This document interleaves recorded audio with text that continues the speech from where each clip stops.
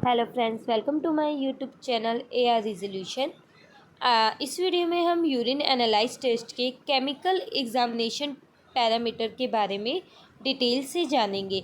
इससे पहले मैंने पार्ट 1 वीडियो बनाई थी जिसमें मैंने फिज़िकल एग्जामिनेशन के बारे में जो भी उसके अंदर पैरामीटर्स आते हैं उनके बारे में डिटेल से बताया था।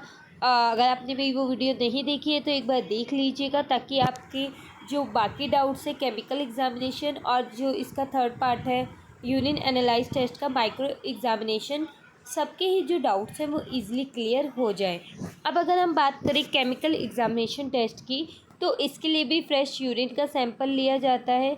यूरिन के सैंपल के बाद स्ट्रिप जो होती है उसको ड्रॉप किया जाता है, यूरिन में डिप किया जाता है। उसके बाद उसकी जो स्ट्रिप होती है उसके कलर चार्ट को अगर मैनुअली रीडिंग की जा सकती है, जिन पैरामीटर्स की उनको मैनुअली रीड किया जाता है। बाकी अदर जो पैरामीटर्स होते हैं उनको रीजेंट जो होते हैं हम मशीन में लगा देते हैं और उसके बाद जो रीजेंट होता है उसको स्ट्रिप को ऑटोमेटिकली वो रीड आउट करके हमारे जो पैरामीटर्स होते हैं केमिकल एग्जामिनेशन के उस अकॉर्डिंग हमें रीड आउट दे देता है। तो केमिकल एग्जामिनेशन में हम leucocyte, nitrate, urobilinogen, protein, pH, blood, specific gravity, ketone, bilirubin और ग्लूकोज, इन सब के बारे में जानते हैं। तो स्ट्रिप पे जो भी कलर आया होता है उस अकॉर्डिंग हम जो है जो हमारा कलर चार्ट होता है उसमें चेक कर लेते हैं और उसी अकॉर्डिंग हम जो यूरिन एग्जामिनेशन होता है उसके रिपोर्टिंग करते हैं। तो यूरिन केमिकल एग्जामिनेशन टेस्ट के लिए जो है स्ट्रिप जो होती है उसका यूज़ किया जाता है। यूरिन टेस्ट की जो स्ट्रिप होती है उसका यूज़ किया जाता है। उसमें जो भी कलर चेंजेस होते हैं उस अकॉर्डिंग जो है रिपोर्टिंग की जाती है। अब बात करें इसके अंदर कौन कौन से पैरामीटर्स आते हैं, तो इसके अंदर हमारे जो मैंने स्टार्टिंग में ही बताया था protein, glucose, ketone, bilirubin, red blood cell, specific gravity, urobilin, nitrate, pH, leucocytes और एस्कोरिक एसिड, ये सभी यूरिन केमिकल एग्जामिनेशन टेस्ट में दिए जाते हैं। अब हम एक एक करके इनके बारे में डिटेल से जानेंगे। तो अगर केमिकल एग्जामिनेशन में हम बात करें ब्लड की, तो केमिकल एग्जामिनेशन में चेक किया जाता है कि यूरिन के साथ साथ जो पेशेंट की यूरिन में जो है वो ब्लड तो नहीं आ रहा है। अब ब्लड में भी यह चेक किया जाता है कि रेड ब्लड सेल्स जो है वो आ रही हैं या फिर हीमोग्लोबिन जो है वो आ रहा है। अगर पेशेंट के ब्लड में जो है यूरिन में जो है ओनली रेड ब्लड सेल्स आ रही है तो उसको जो है हिमेटोरिया कहा जाता है। बट अगर हीमोग्लोबिन आ रही है तो उसको हीमोग्लोबिन यूरिया कहा जाता है। और अगर हम बात करें कि ब्लड जो है वो पेशेंट की जो यूरिन में है वो क्यों आता है, तो वह अगर पेशेंट की जेनेटरी यूरिनरी ट्रैक डैमेज है तो उस वजह से जो है यूरिन में ब्लड आ सकता है। कोई एक्यूरेट इन्फेक्शन हो तो आ सकता है। क्रोनिक ग्लोमेरुलोनेफ्राइटिस की वजह से जो है ब्लड आ सकता है, या ट्यूबरकुलोसिस ऑफ किडनीज की वजह से, नेफ्रोटिक सिंड्रोम्स की वजह से, या फिर टॉक्सिक डैमेज टू ग्लोमेरुलस की वजह से जो है पेशेंट के जो यूरिन में है ब्लड देखने को मिल सकता है। अब बात करें बिलिरुबिन की, तो अगर पेशेंट के लीवर में इन्फेक्शन है, उसको हेपेटाइटिस है या जॉन्डिस है, तो उस कंडीशन में जो है यूरिन में पेशेंट की बिलिरुबिन देखने को मिल सकता है। जिस वजह से अगर पेशेंट की यूरिन में ब्लड होता है, बिलिरुबिन हाई होता है, तो उस टाइम पे पेशेंट का जो यूरिन का कलर होता है वो येलो टू एम्ब्रे कलर का हो सकता है।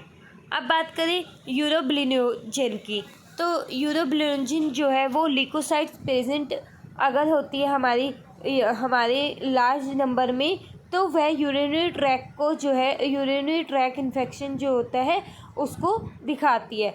अगर मान लीजिए अगर पेशेंट के बैक्टीरियल इन्फेक्शन है तो भी पेशेंट की बॉडी में यूरोबिलिनोजन जो है वो प्रेजेंट देखने को मिल सकती हैं। इसके अलावा अगर पेशेंट को लीवर डिजीज़ है जैसे कि क्रियोसिस, हिमोलिटिक एनीमिया, तो उस कंडीशन में यूरोबिलिरुबिन जो है वो प्रेजेंट देखने को पेशेंट के यूरिन में मिल सकती है। अब बात करें केटोन्स की, तो केटोन्स जो है वो 3 टाइप्स के होते हैं और केटोन्स जो है यह 3 इंटरमीडिएट प्रोडक्ट ऑफ फैट, जो हमारा फैट मेटाबॉलिज्म होता है उसको 3 इंटरमीडिएट जो होते हैं प्रोडक्ट, ये उसको एक तरीके से केटोन हमारा 3 टाइप्स का होता है, एक्केटोन, एस्टिक एंड हाइड्रोक्सबारिक एसिड। 3 टाइप्स के हमारे केटोन्स होते हैं और केटोन्स हाई कब देखने को मिलते हैं? डायबिटिक मिलिटस में, प्रोपेनली पॉइजन की केस में, सर्वर स्ट्रेवेशन की केस में, या फिर फास्टिंग, फीवर, लैक्टिक एसिडिक्स के केस में जो है केटोन्स जो है यूरिन में देखने को मिल सकते हैं। अब अगर बात करें प्रोटीन की, तो 4 तरीके की प्रोटीन होती है, accidental protein, functional protein, renal protein and Bence Jones protein. Accidental protein जो है वो रेयरली केस में जो है यूरिन में पेशेंट के देखने को मिल सकती है। मीन्स सडनली मान लीजिए कोई वेजिनल सिमिनल डिस्चार्ज है, उस वजह से हो सकता है प्रोटीन हाई देखने को मिल जाए, या फिर कोई जेनिटल ट्रैक या ब्लैडर जो है उसमें कोई डिजीज़ है, उस वजह से भी जो है एक्सीडेंटल प्रोटीन देखने को मिल सकती है।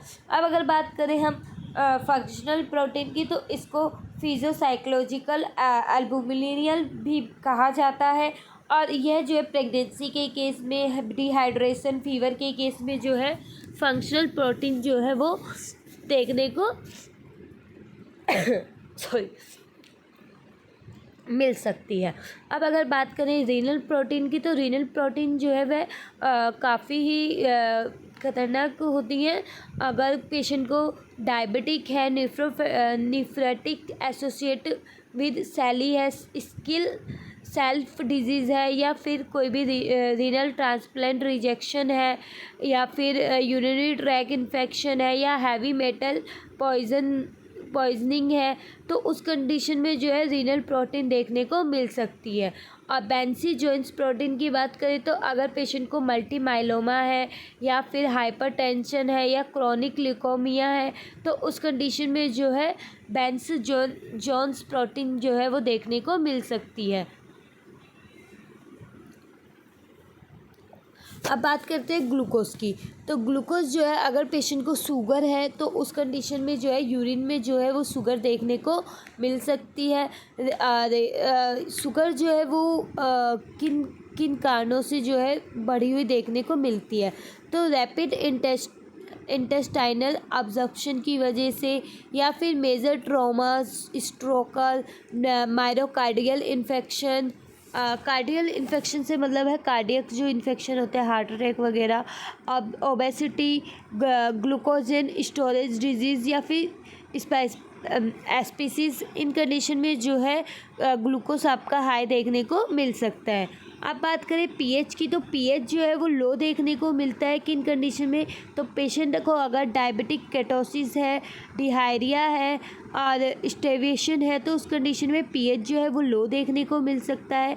बट पीएच हाई देखने को मिल सकता है kidney failure, urinary track infection, vomiting, या हाई प्रोटीन डाइट के केस में जो है पीएच हाई देखने को मिल सकता है। अब अगर हम बात करें स्पेसिफिक ग्रेविटी की, तो स्पेसिफिक ग्रेविटी लो देखने को मिलती है अगर पेशेंट जो है पानी जो है वह कम बहुत ज़्यादा पी रहा हो, या पाइलोनेफ्राइटिस के केस में, या ड्यूरेटिस के केस में जो है वह लो स्पेसिफिक ग्रेविटी देखने को मिल सकती है। और हाई स्पेसिफिक ग्रेविटी की बात करें तो dehydration, diabetic mellitus, adrenal insufficiency, इन कंडीशन में जो है स्पेसिफिक ग्रेविटी हाई देखने को मिल सकती है। अब बात करें लिकोसिट्स की, तो लिकोसिट्स जो है वो प्रेजेंट मिलती है पेशेंट की बॉडी में अगर उसको यूरिनरी ट्रैक इन्फेक्शन होता है तो, या फिर प्यूरिया, या किडनी स्टोन, या एक्यूरेट इन्फ्लेमेशन रीनल कैलकुलस के केस में जो है आपको लिकोसिट्स यूरिन में प्रेजेंट देखने को मिल सकते हैं। हम केमिकल एग्जामिनेशन में ये सभी पैरामीटर्स जो है चेक करते हैं।